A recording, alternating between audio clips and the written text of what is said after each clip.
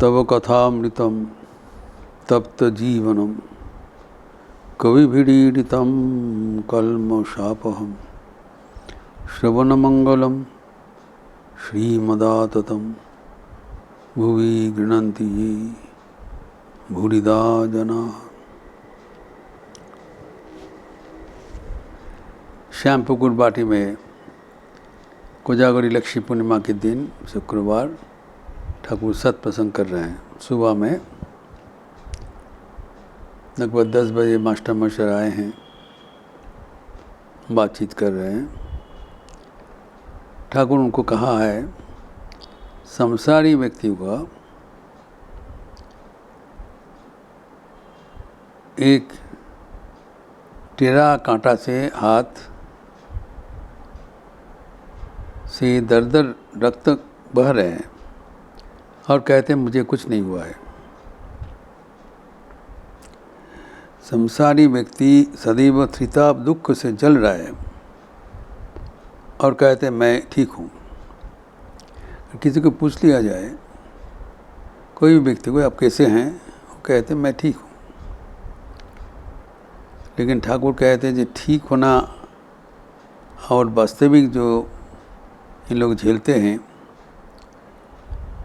इसमें कोई मिल नहीं है। कष्ट क्या है? ठाकुर कहते त्रिताप दुख। दुख 3 प्रकार के हैं।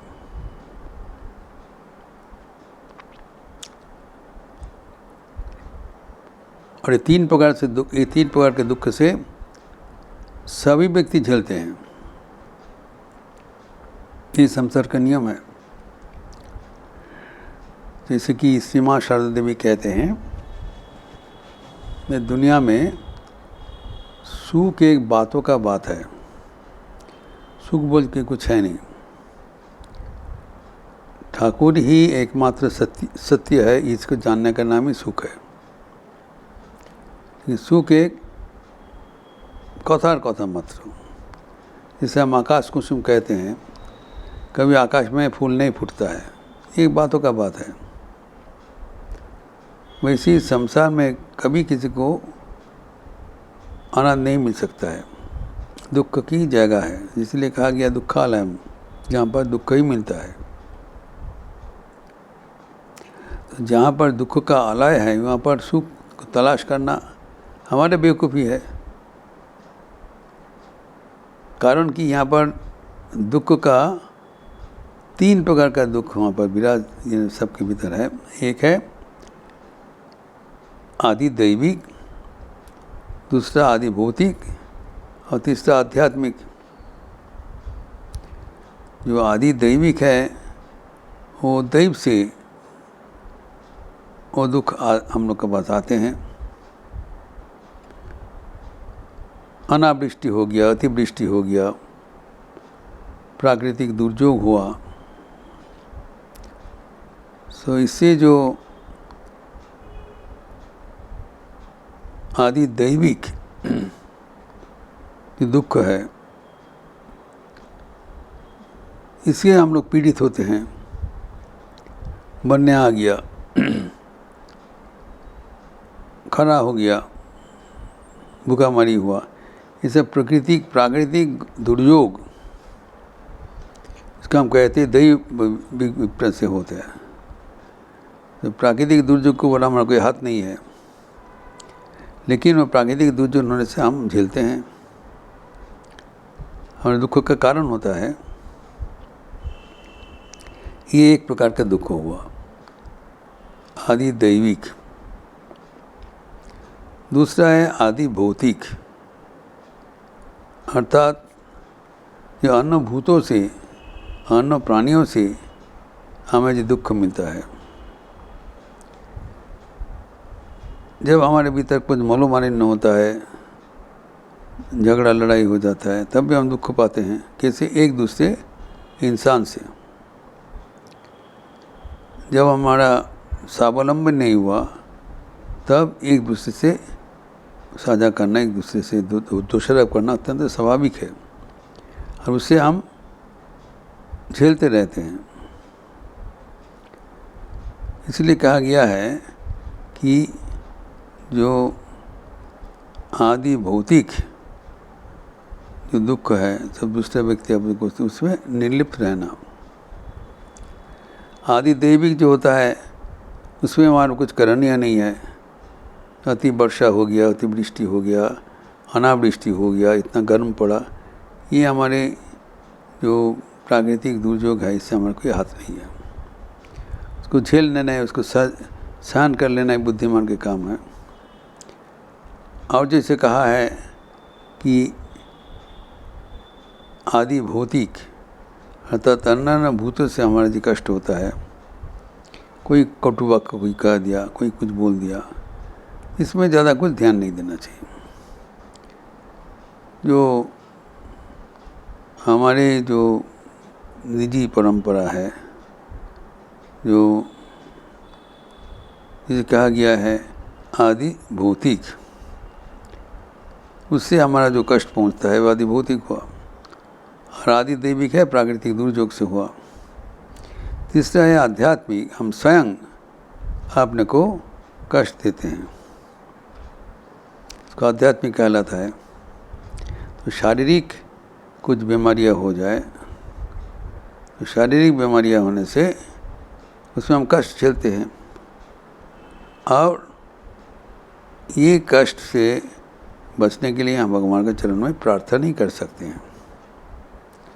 प्रार्थना करने से हमारे भगवान ज़रूर हमारा जो प्रार्थना सुनेंगे एवं हमारा प्रार्थना अनुयायी हमें मदद करते हुए जीवन धन्य कर देंगे। तो ये जो त्रिताप दुख के बारे में बताया कि आदि भौतिक एवं आदि दैविक। तीसरा है आध्यात्मिक, अर्थात ये जो शरीर है हमारे, शरीर है तो शरीर में ये रहने वाला एक शरीर ही है जो अपरिवर्तनीय है। शरीर का पैदाइश हुआ है, शरीर कुछ दिन जिएंगे, फिर अपक्षीयन्ते, उनका एलिमेंट्स, उनका जो शरीर का जो नेचुरल कॉन्सिक्वेंसेस होते रहते हैं, और जब समय होगा तो शरीर के साथ वो विदा लेते हैं। ये सब जो चल रहा है इसको कहलाता है कि आध्यात्मिक कष्ट, शरीरगत कष्ट। शरीर जब है, कहा जाता है शरीरम व्याधि मंदिरम, शरीर जब है उसमें व्याधि होगा ही, और व्याधि के लिए हमें पीड़ित होना स्वाभाविक है, वो एक दुख है। तो आध्यात्मिक अर्थात शरीर में जो रोग और इत्यादि असुविधा होता है, ये इसको आध्यात्मिक दुख कहलाता है। जब अपने शरीर के भीतर से इनको पैदा हुआ है दुख। और हमारा जो निर्णय था कि अपने को सदा संपृक्त करके निष्प्रिय ये रहना जरूरी। जो भी कुछ हमारा सामने आते हैं उसको साहस होकर हमें उसको निपटना चाहिए। उसके लिए जो मदद चाहिए होगी हम सर्वांतकरण में हमको करना जरूरी है।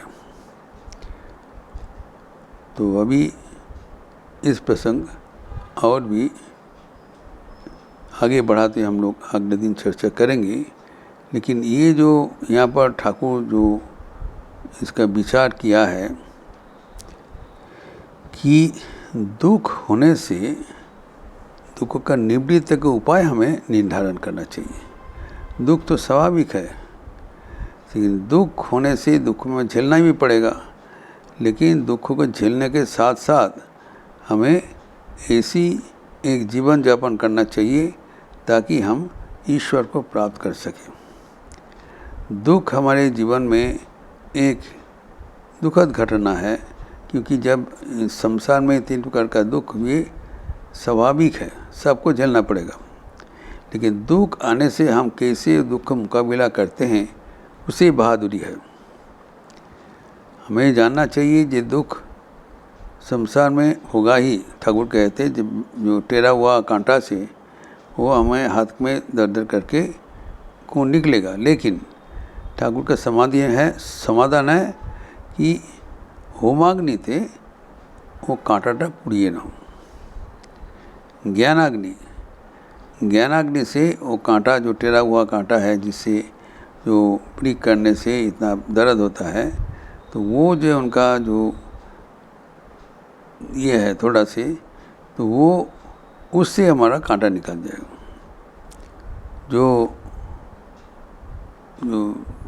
ठाकुर कहते हैं, हम जब दक्षिणेश्वर में पंचवटी का पुटीगढ़ के पीछे से आते थे, अचानक कोई आग डाल दिया। जो बोला जो संसार में आग का जैसे सब जलता है। ठाकुर कहते हैं हमारी अवस्था देख कर पद्मलोचन बोला था, हम सभा बुला के सबके सामने प्रमाण कर देंगे जब वो बता रहे हैं, लेकिन उसके बीच में ही वो गुजर गए, प्रमाण करने का अवसर नहीं मिला। लेकिन इतना भी काफ़ी है, ठाकुर कहते हैं कि संसार में रहने के लिए ये जो दुख है, दुख में हमें टूट नहीं पड़ना चाहिए। दुख है, दुख होगा, लेकिन हमें सदैव याद रखना चाहिए कि जो कांटा है, इस कांटे से हमारा दर्द हो रहा है, खून निकलता है, उस कांटा को जो आग में जला देना चाहिए। अर्थात जो ज्ञानाग्नि में जो हमारा जो कांटे है उसको दग्ध कर लेना चाहिए। तब क्या होगा, उसको और जो क्षतिकारक जो रोल है वो नहीं रहेगा।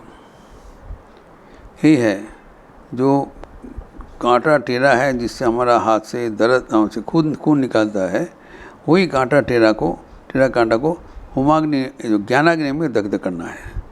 ज्ञानाग्नि मतलब क्या है, ज्ञान का एक आग भीतर में जलना चाहिए, ज्वलंत आग। तो आग क्या है, ज्ञानाग्नि ये ईश्वरीय सत्य है और हम सब परिवर्तनशील तात्कालिक बराबर एक रूप से नहीं रहता है, उसको सत्य नहीं कहलाता है। जो प्रतिक्षण परिवर्तनशील, उसको सत्य नहीं कहा जाएगा, उसको शाश्वत कोई उनका ठिकाना नहीं है, वो सब समय बदलते रहते हैं। तो उसी अनुसार हमें आगे बढ़ना चाहिए, लेकिन हमें समझना जरूरी है, अगर सब कुछ बदल रहता है उसके पीछे एक स्थिर अधिष्ठान का ज़रूरत है। जब तक पीछे एक स्थिर जो स्क्रीन नहीं रहेगा तब तक वो छवि नहीं दिखाई पड़ेगा। तो संसार में वो स्थिर रहना वो तभी संभव होगा जब हम ये जो हमारे संसार का जो त्रिताप है, त्रिताप को हम अपने बलबूते उसको मुकाबला कर सकें। हमको मानना पड़ेगा ये स्वाभाविक है, त्रिताप दुख का स्वाभाविक है, लेकिन हमें उसको अतिक्रम करके जाना चाहिए। हमें त्रिताप दुख को लेके बैठ जाने से नहीं होगा। हम उसको फिर जो जैसा जहाँ पर है, लेकिन हम नवीन उद्यम से ये दुखों का मुकाबला करेंगे। तो ये प्रसंग और भी आगे बढ़ाते हुए हम लोग अगले दिन चर्चा करेंगे। ओम शांति शांति शांति। हरि ओम तत्सत। श्री राम कृष्णार्पणमस्तु। आज रविवार का पावन अवसर है। आप जानते हैं कि रविवार यहाँ पर रामकृष्ण मठ लखनऊ में गॉस्पेल ऑफ श्री रामकृष्ण के क्लास होता है, प्रवचन होता है। तो इसमें आप सब स्वागत है। फिर ये जब जो सुबह में जो रविवार का कार्यक्रम है, जब यज्ञ चल रहा है उदयास्त, तो आपका अपना अपना जो निर्धारित समय पर ज़रूर आप लोग जब यज्ञ में शामिल हो जाएंगे। इसके उपरांत 10 बजे के बाद गॉस्पेल ऑफ श्री रामकृष्ण का क्लास है। वो यद्यपि यूट्यूब चैनल में दिखाई पड़ेगा, लेकिन हमारे मठ का वीडियो में प्रसारित होगा। एवं शाम को जो 5:30 बजे से युवाओं के लिए कार्यक्रम निर्देशित ध्यान, पाठ एवं आवृत्ति, समवेत गान इत्यादि। एवं संध्या के उपरांत जो यहाँ पर परंपरा है कि सामूहिक भजन, सब में आपका सादर स्वागत है। अच्छा रहिए, स्वस्थ रहिए, आनंद में रहिए। नमस्कार।